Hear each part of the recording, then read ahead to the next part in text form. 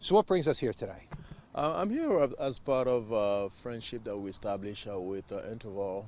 Now, when we in Interval have established a school in Haiti, and we I've been inviting people here to go to Haiti to help, and they have been doing that since 2010 during the earthquake. When I wrote to Dr. Ralph Penino, who is from here, they went down to Haiti to help my people during the earthquake, and they saw the level of destruction that the earthquake brought to my people, to the Haiti community, Asian community down there, and about 80% of the structure got destroyed, including schools. And then I told him, hey, Dr. Ralph, what can you do for those people in addition to bringing them medical relief? And he said, okay, what do you want me to do? I said, school is one thing that I would appreciate if we could help doing, because there are a lot of kids on the street. And he said, okay, let's work on it. So what we started to do is to provide some money to pay for tuition for some kids. But I told him that it would be a better way to get the kids under one structure where we could see their progress. And he said, all right, we're going to work on it. And then in 2017, 6 years later, he said, all right, John Marco, we have secured some funding to start the school. So we have started the school in 2017, providing good education, a daily meal. Also, we will be starting with a trade school, because in Haiti, when someone finishes high school, it's about 1 or 2% that will have a chance to go to university. So therefore, when they reach ninth grade, we want them to start having some kind of trade profession where they could start making a life for them, making a living, because they are from very poor background, and having them finish high school and then to be on the street again, it's not a good idea. So that's why when we start this trade school next year, we'll have at least 25 kids who will be graduating with a trade profession like carpenter or carpentry, plumbing, electrical, and also we have a program now that is now in operation, which is graphic design and photography, that we have had some support from RIT, Michael Perez, who has been helping us with Dr. Penina. Excellent. And then the thing with the earthquake, when the earthquake hit, your hometown was the epicenter. How hard was that for you? I was actually in a meeting in Port-au-Prince, which is the capital city of Haiti, and the earthquake hit. I was just about to go home, and I was on the street, and then I told the driver, just stop, stop, stop, there's something. So I thought we were at war, and then when I saw the ground like a wave, I said, no, this is an earthquake, let's stop, let's open the doors, and let's get out of the car. And then after the first hit, we stopped, and then we decided to call up our family. And I called my wife, and she said, "Oh, we're alive. The kids are alive." I said, "Okay, now next step is to get home." And when we were about to go home, and we saw bodies already start piling up on the street, and then some street could they weren't possible. We couldn't go through the streets, so I had to walk 6 hours from Port-au-Prince all the way to my hometown of Leogane.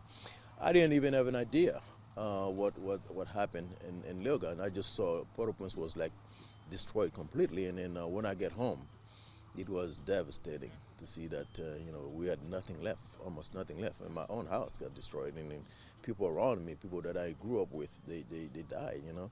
And the next day, I sent an email to Dr. Penino and others for help, and that was it. We had to put our hands in helping others, getting people out of rubble, and bury them in big holes that we just dug, and then put people in it. That was hard. That was tough. And then with Rotary help, I'm a member of the Rotary International. We have a club that I was the founding president of that club. We asked for help as well. They bought some help, giving tents to some people, and then the help that the Interval and others were bringing to Haiti, medical supplies and doctors to help people. get relief. That really, if it wasn't for our friendship with others, I mean, my hometown, people would be, there won't be anything left in terms of uh, human resource in my hometown. So, yeah, it was devastating, and it seems like we never have a break really in Haiti. Right after the earthquake in January, and October 18, 2010, again, cholera hit. The UN, the soldiers from Nepal just contaminated water in the northern and then the Artibonite region of Haiti, and then people started getting sick, and right after next year, hurricane hit, and every year we are in the passage of the hurricanes, and it's like Haiti never really had a break, and then in 2016 started with the election of a new government, and in 2019 and 2021, and until now, we are going through the worst security situation in the country, and hopefully we'll have some break this year or next, but it seems like nature and human-made problems have never stopped, and we need a break, I guess. I can only imagine. You built the school in your hometown, which is not in Port-au-Prince. So does that mean that it hasn't been as affected by the current problems? You are correct. Most of the security problems remains in Port-au-Prince and the surrounding area.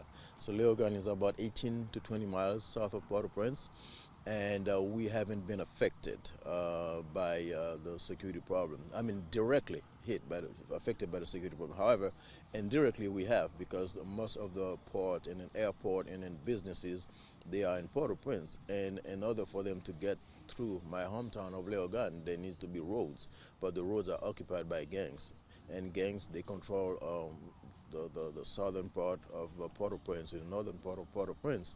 So anything to get through Port-au-Prince to get to my hometown, it's very difficult. So therefore, they have to increase the price of everything, because in order to get passage through the gangs, they have to pay. So, but security-wise, you could get to my hometown and things are working, but at a cost. You have to pay some additional funds or money to get access to some services and goods. But yet, it's a safe area.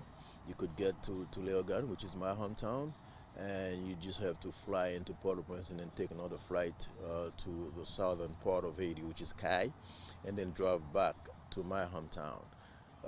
Schools are working. My school, Erudite, it's working. It's in operation.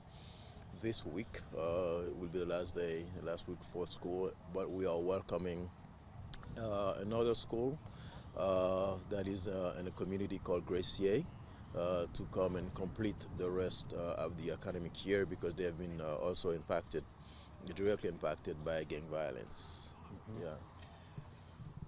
The Kenyans are supposedly coming to help. What do you think about their arrival? Well, I think they will be welcome, but again, there should be a plan to, in order to have effective use of their time. All right, so there will be only 2,500. I don't think it's enough, but yet the 2,500 could help secure part of Port-au-Prince. But we need also some troops in the northern and the southern part to help secure the area, so that those that are in Port-au-Prince don't run into the southern or go to the northern part of Haiti and cause trouble. So we need to keep them away. At the same time, get the roads open and then secure the government offices and big facilities like industries and stuff, and then get the country back to its feet. So yes, we need the security forces, but what we need most is support for our national police, right? Because providing $300 million to an international force to come down, and then not providing anything for our national police, where they don't have a helicopter, they don't have drones, they don't have good machines, they don't even have ammunition, So I think that, with $300 million, they could have put $200 million in the force, and then $100 million to train and equip our national police to become better, and so that they could fight the gang when the multinational force comes down, when they leave actually. Yeah. So what do you think about the fundraiser here and Interval helping out in general? Well, Interval actually is one of the best organizations. Like I always say, they've been out there, they've been helping, and the good thing about Interval is that they don't start something and then leave you in the middle of the road. They start and then they want to finish. Ever since they started with Haiti in 2010, they have never forgotten about Haiti. During the 2011 and 2012 hurricane, they sent 2 containers out. They have been sending all the containers to the local hospital of my hometown of Léogane, Hôpital Saint-Croix. And in 2019, they have sent containers out and keep sending money to help pay for the school, to help build the school, and have launched fundraisers to ask people around here and around the U.S. actually to give funds, to give money to help my people in Haiti. So I think this is a good opportunity while I'm here to meet with people, to explain about what we are doing and then how the support and the past support and future support will help alleviate people from poverty. Because without education, tell me whatever you want to say, but without education, whatever you give to somebody, they will just go wasted.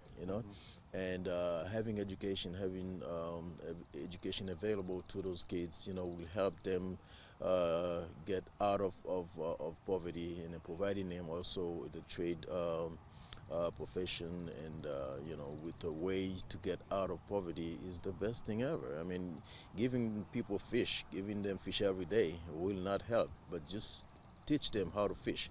That's how we think that will change the country. And we believe also that education is the most powerful weapon, like Nelson Mandela would say, to change the community. And that's what we're doing with the help of Interval and all of the supporters from here.